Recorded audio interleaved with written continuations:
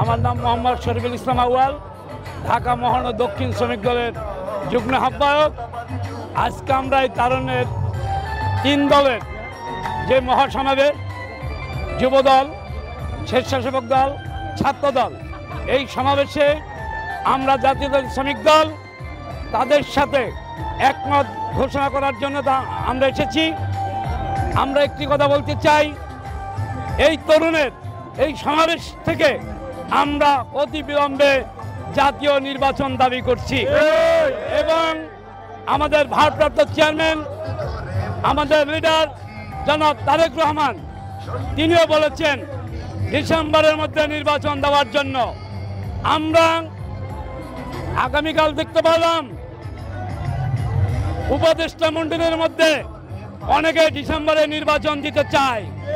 আমরা দেখতে পারলাম সেনাবাহিনীর প্রধান, সেও ডিসেম্বরে নির্বাচন দিতে চায়। আমাদের একটি ভাতিজা হোক, আমাদের ছেলেবাজি যে ছেলেরা, তারা নির্বাচন চায় না।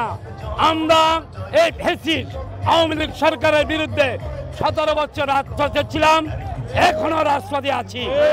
আজকে আমরা বলতে চাই, একটি ভোটের দাবিতে আমরা আন্দোলন করেছি। আমাদের দাবি ছিল আমার ভোট আমি দেব, যাকে খুশি তাকে দেব। আজকে আমরা কি দেখলাম, ফ্যাসিস্টের সরবার পরে আর এক ফ্যাসিস্ট তৈরি হচ্ছে বাংলাদেশে। আমরা বলে দিতে চাই, কোনো ফ্যাসিস্টের জায়গা বাংলাদেশ হবে না। আমরা ডিসেম্বরের মধ্যে নির্বাচন চাই এবং তারুণ্যের সমাবেশ সফল হোক।